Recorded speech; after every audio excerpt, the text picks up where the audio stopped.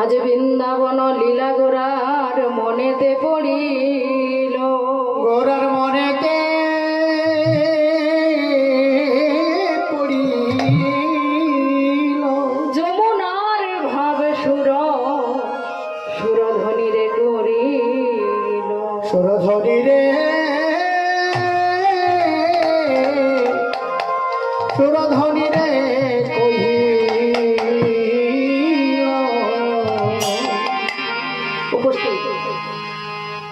সকল কৃষ্ণ প্রেম অনুরাগী, গৌর প্রেম অনুরাগী, ব্রাহ্মণ মণ্ডলী, বৈষ্ণব মণ্ডলী, মাতৃমণ্ডলী, পিতৃমণ্ডলী, আপনাদের সকলের যুগল চরণে জানাই আমি কীর্তনিয়াদের মধ্যে সর্বকনিষ্ঠতম কীর্তনীয়। দুনিয়ায় যত কীর্তনী আছে সব থেকে ক্ষুদ্র ছোট্ট কীর্তনী রাধারানী দাস এবং তার ক্ষুদ্র সম্প্রদায়ের পক্ষ থেকে আপনাদের সকলের যুগল চরণে জানাই আমার অনন্ত অনন্ত কোটি কোটি দণ্ডবত প্রণাম।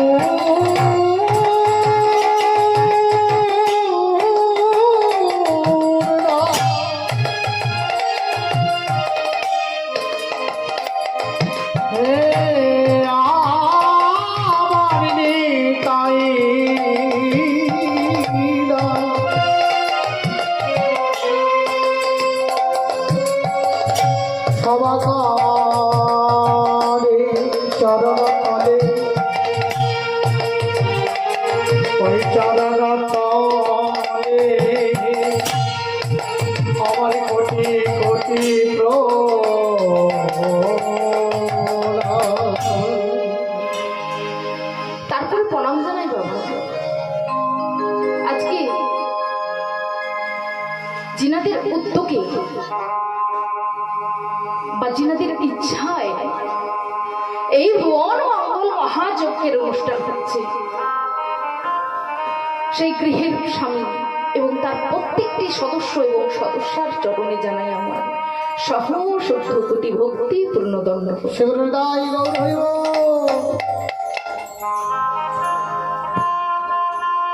তারপর প্রণাম জানাই আমার মাতা পিতা এবং আমার দীক্ষা গুরু, প্রেমময়া শিক্ষা গুরু, তাহাদের চরণে জানাই আমার সহস্র কোটি ভক্তি পূর্ণ দণ্ডবত প্রণাম। সর্বশেষে প্রণাম জানাই অনন্ত কোটি ব্রহ্মাণ্ডের কোটি কোটি ভক্তের শ্রী চরণে জানাই আমার সহস্র কোটি ভক্তি পূর্ণ দণ্ডবত প্রণাম। নিতাই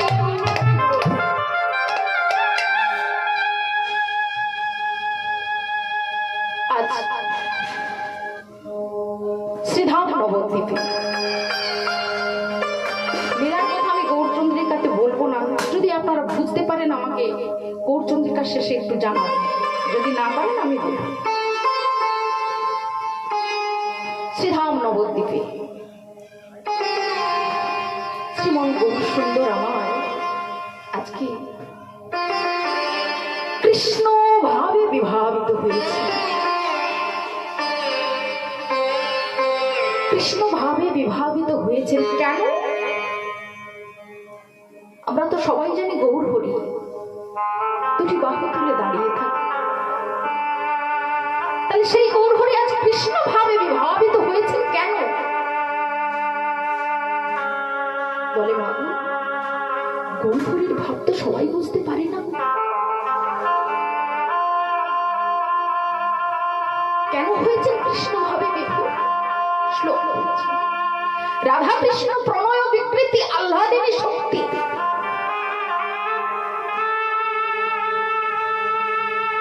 সেই রাধা কৃষ্ণ প্রণয় বিকৃতি আহ্লাদিনী শক্তি, অর্থাৎ রাধা শক্তি আমার বহু সুন্দর।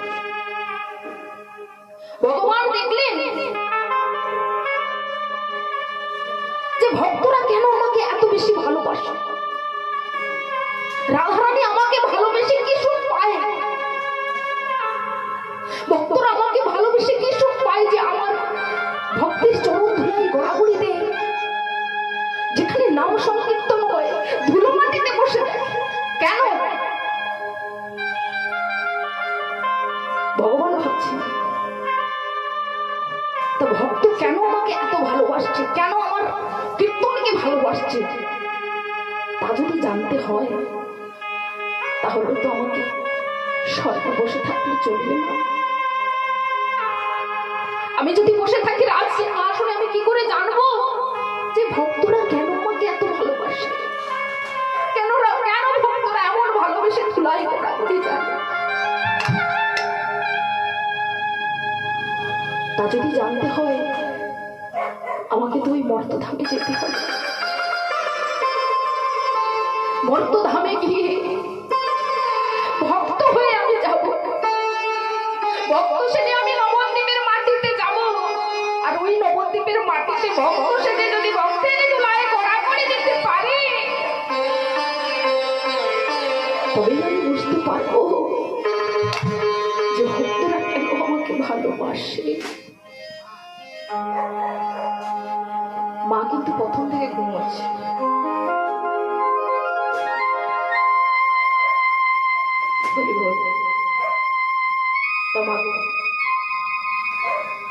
তার জন্য ভগবান আজ কখনো কৃষ্ণ ভাবে বিভোর হয়, কখনো রাধা ভাবে। কেন না, কারণ রাধা কৃষ্ণ প্রণয় বিকৃতি, রাধা কৃষ্ণ মিলিত তনু আমার গৌর সুন্দর এসেছেন নবদ্বীপে। যখন গৌর হরে কৃষ্ণ ভাবে বিভাবিত হন, তখন কিন্তু ওই যে গৌর চন্দ্রিকা এখন করছি আমরা, বলি না অনেক কীর্তনী আমরা বলি যে গৌর চন্দ্রিকা, কিন্তু আসল তত্ত্ব কি? আসল তত্ত্ব হলো বাবা, গৌর হরে যখন কৃষ্ণ ভাবে বিভোর হন তাকে কিন্তু বলে গৌর চন্দ্র, চন্দ্রিকা গৌর চন্দ্র। আর যখন গৌর হরি রাধা ভাবে বিভোর হন তখন সেই গৌর হরির লীলাকে বলি আমরা গৌর চন্দ্রিকা। শুধু গৌর চন্দ্রিকা বলে দেব তা তো হবে না, আগে জানতে হবে আজকে লীলায় গৌর হরি কোন ভাবে বিভাবিত হয়েছে।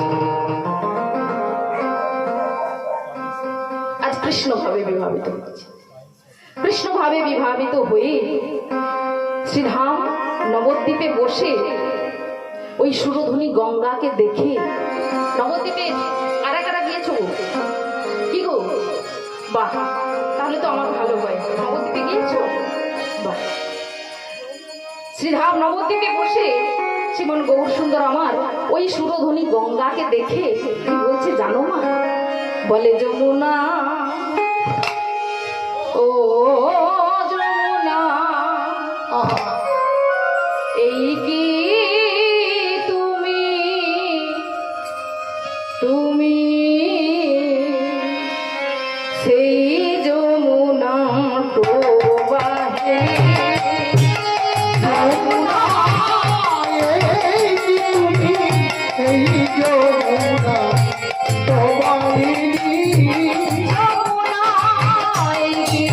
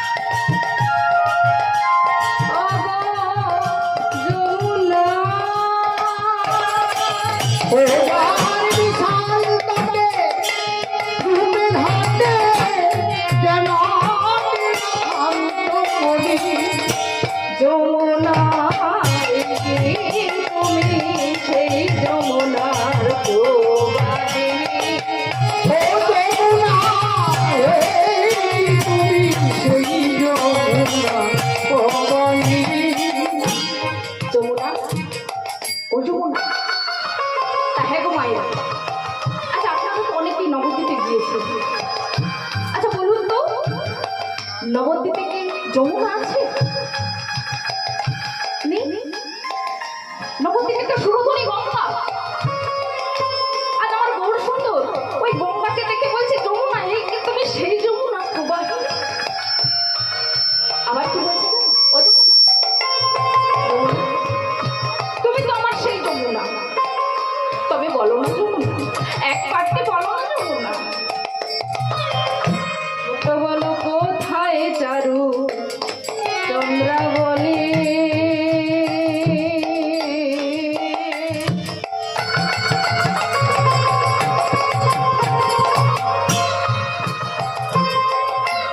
কোথায় তোমার জনকেলি কই না কোথায় চারু চন্দ্রাবলী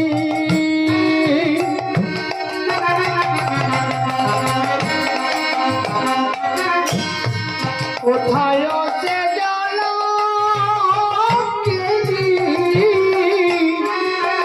কোথায় রাসবিহারী বংশী ধারে কোথায় রাসবিহারী বংশীধারী রাসবিহারী বংশী ধারে কোথায় রাসবিহারী বংশীধারী বামে ও তার বামে তেরাই বিনোদিনী যমুনা এই কি তুমি সেই যমুনা প্রবাহিনী আর যমুনা এই কি তুমি সেই যমুনা প্রবাহিনী